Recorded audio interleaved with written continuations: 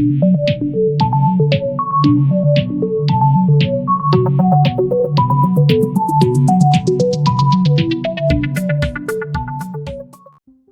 guys, I was born this way, and there's no medical reason why that happened. My brother and my sister were born with arms and legs, and sometimes in life, things happen that don't make sense. My doctors never thought that I'd be able to walk, and today, I'm walking. I'm from Australia. Anybody one day want to go to Australia? It's such a cool place, and I now live in LA. I'm a Southern California boy, so I only live about 4 hours from here, and today I'm going to tell you, man, I love freaking people out. One day I'm in a car, I'm in the front seat, I'm not driving, of course. Can you imagine if I'm driving a car? They reckon they can put a joystick, that thing that controls my wheelchair, we can put that in a car. Like, how fully sick is that? Like, imagine if I get pulled over by the cops. Can I have your driver's license, please? Yeah, but it's over there, you're gonna have to get it. Imagine if I'm in big trouble. Put your hands up! Get out of your car!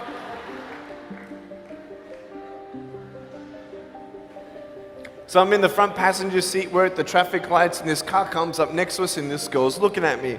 And I'm looking at her, she's looking at me, I'm looking at her, she's looking at me, I'm looking at her. All she sees is my head, right? She has no idea that I have no arms, no legs. So I'm thinking, cool. I'm gonna freak you out. So I get the seatbelt in my mouth and I loosen it like this so then I can freely move. And she's looking at me like, why are you eating your seatbelt? So I pull it, the belt is loose, I can move. Now she's looking at me, full 100% attention and focus. Now just imagine all you see is my head, all right? You might want to put up your hand up to your face to cut off the rest of my body, all right? So you can really see the effect. So just, that's it, exactly. Here we go, ready? I just did this.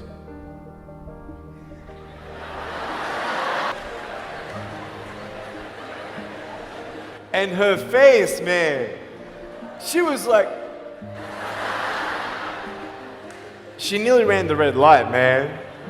It was so good.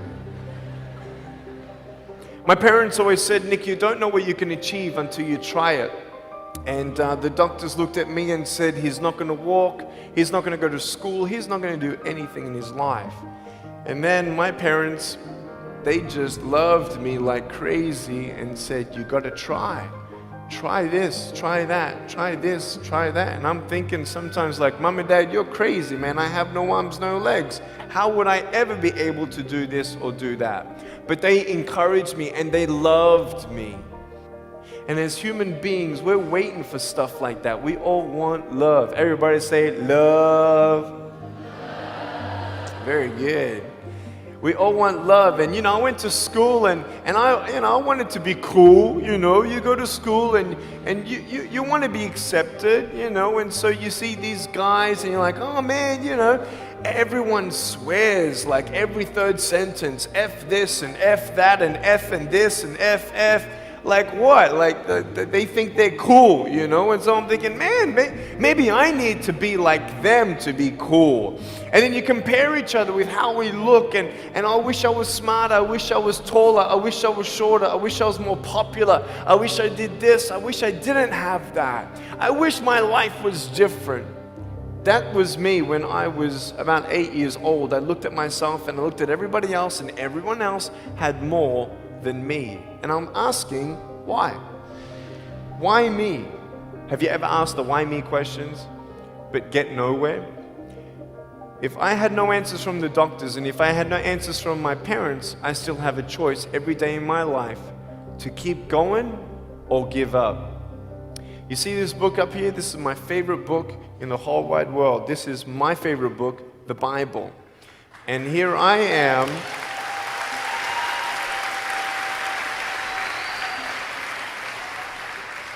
And here I am, and for me, that's my full potential in all that I can be here on earth. And so encouragement takes me closer to all that I can be, and discouragement takes me away.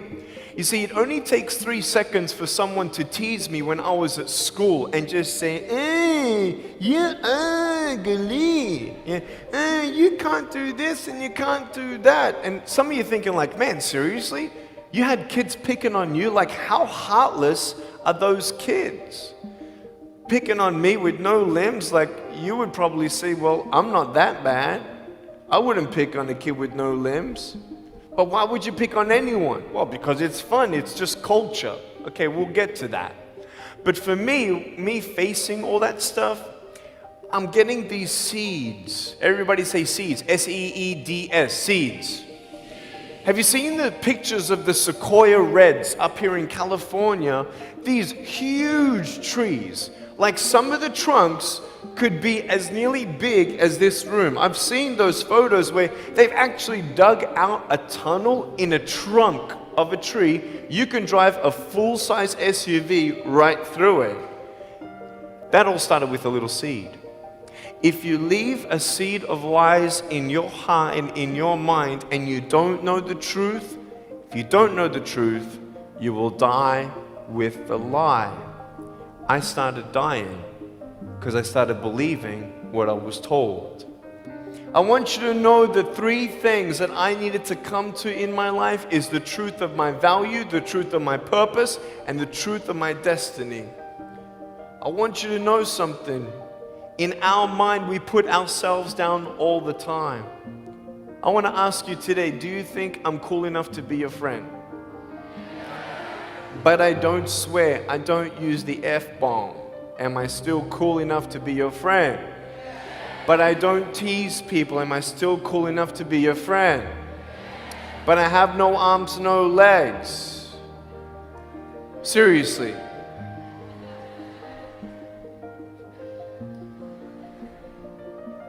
You would be my friend even though I have no arms, no legs.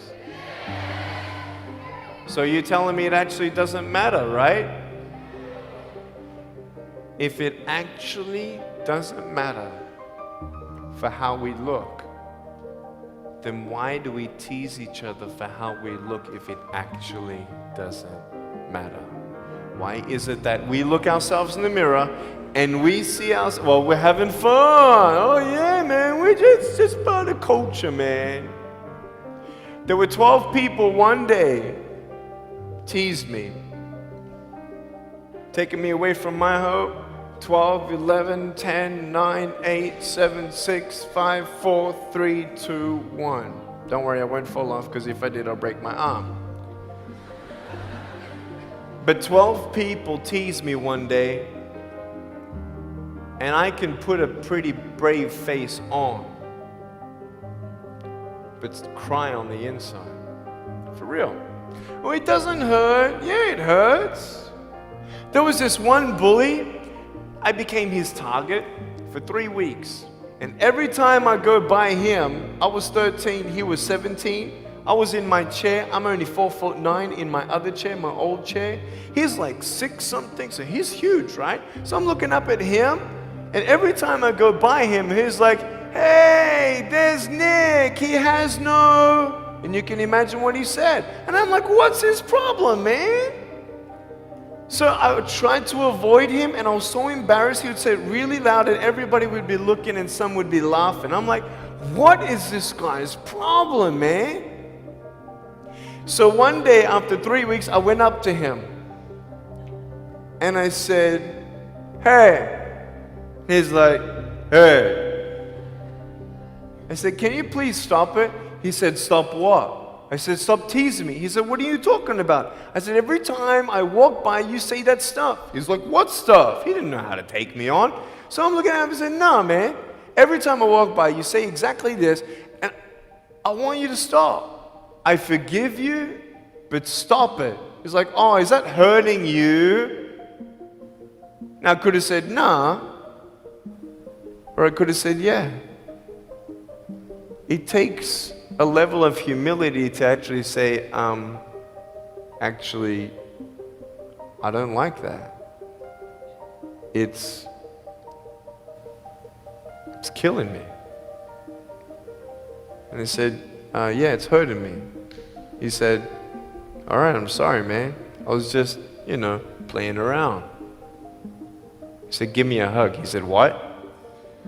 I said, give me a hug. He was like, all right. So I gave him a hug. I'm a hugging machine. We made the Guinness Book of World Records. 1,749 hugs in 1 year. We did it last year. My arms fell off, all right? The scary thing about hugging so many people is that anyone can just pick me up and take me home, all right? Like, what am I gonna do? Like, eat them or something? Like, pretty mean headbutt, right? I want you to know that you might be playing around. I could pretty much say that 98% of you have teased someone in your life. I tried to commit suicide because of people who thought they were having fun, not knowing the hell that I was going through. The people you're teasing, what if the person you're teasing is the person who's thinking of committing suicide? What if the person you're teasing is the one who's tried to commit suicide, who hates their life because of you? You don't know if the person you are teasing is the son or daughter of a drunk at home getting abused. And all they need is someone like you to keep on pushing them this way. We need hope. So find something else to do. Find positive things in your own life. I don't care about how you look. I will never, ever, ever tease you. I will never tease you. I could tease you. I could be tough. People thinking that bullying is tough. It ain't tough. My wheelchair, this is tough. This thing, man. I'll tell you something. Ready? This wheelchair. This thing's so tough. When my friend built this for me, he said, you're gonna love it. I said, what, does it go fast? He said, no, but it's tough. And I said, well, what do you mean? He said, you'll find out. The torque in these motors at the bottom, at the back, this thing, if someone's holding it, I'm telling you, it can go 90 degrees. I went 80 degrees up, all right? Someone's holding me to make sure I don't tip back. My wife, she loves shopping with me because she just jumps on the back and we go shopping. Like, she just shops and shops because she doesn't drop, right? We just go and do it. It's fun. Now, what I tried one day to do, you'll never believe me, maybe you will, just know that every word that comes out of my mouth is not an exaggeration. One day, I needed to move a car. So I got my wife to put my car, my 66 Chevelle, in neutral. It's a 2.5 ton car. And I backed it back with this thing. Just like this, like nothing. This thing is tough. Guess what? The definition of tough means it's strong. To show your strength, you need to do something that's difficult. I would sound so stupid if I said, hey guys, I got a Matchbox car one day and I got some fishing line and I towed that Matchbox car all around all day. How tough is my BMW? That's stupid. That's the same thing with bullying. You think you're tough? You're trying to show your strength? That's not your strength. Let me come back in 10 years and let me get your anyone have a 3-year-old nephew? Anybody have a 3-year-old nephew? Cool, put your hands down. I will get any one of your 3-year-old nephews, bring them tomorrow night at where I'm speaking, and we're gonna put him up on stage and let me show you how tough I am. We'll get your 3-year-old nephew and we'll put him up here on the table and let me tease him. Let me show you how tough I am. That's what you are. I could pick on you, you biggest bullies. I could pick on anything you like. any singer, any music that you like. I could tease you. I could tease your family. I could tease your friends. I could tease about the movies that you think are really cool. I could tease anything about you. I could tease you about your nose, your eyes, your teeth, your chin, your hair, your ears, your elbows, your knees, your whatever, man. I can tease you about anything. It ain't hard, just like you can tease me. You want to know what tough is? Go to the people you teased and say sorry. You want to know what tough is? Go up to the people who still tease you and say, hey, stop it. I forgive you, but please stop it. That's tough. I want you to know something, the truth of who you are. I don't care what job you get. I don't care. I don't care how smart you are, everyone. I don't care. I don't care. I love you and I believe in you. I don't care if you end up being a janitor in this school. I'll tell you why. Because the janitor in my high school inspired me to be a speaker. He changed my life. He said, you should be a speaker. You know what I said? You're crazy.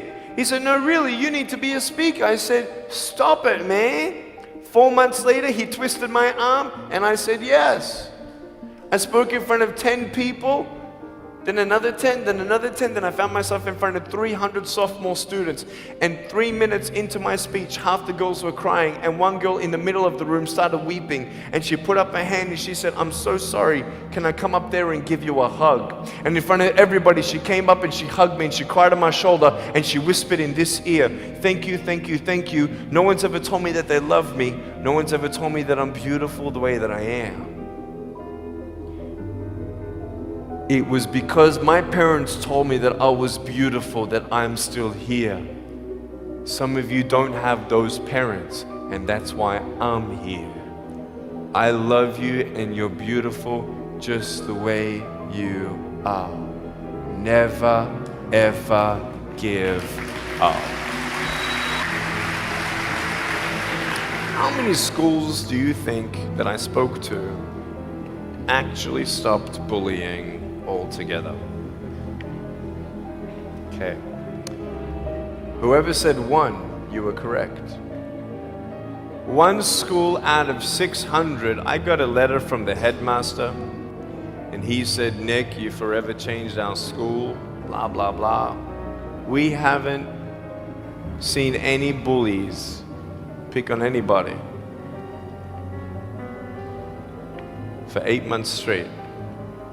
We don't know what happened, but in the best words that I can describe, there's just a new thought in the air that it just ain't cool anymore. It just ain't cool. I want to ask you, what are you going to do? Are you going to continue on? At the risk of knowing that in each section, this section right here, 5 people already tried to commit suicide. That section there, 5 people. When you extrapolate it out, what if the person you're teasing is one of those? And you have no idea. Would you find something else to do? So, the change is up to you. If you want to see more love in your school, be love. If 50% of the school come together and say, you know what, it just ain't cool anymore, the people who think it's still cool, every time they look down upon you, I want you to imagine my face looking at you. Because I'm telling you, everyone you're teasing is my brother and my sister. And you're my brother and you're my sister. And I'm asking you to stop. Love yourself a bit more. Love each other a lot more.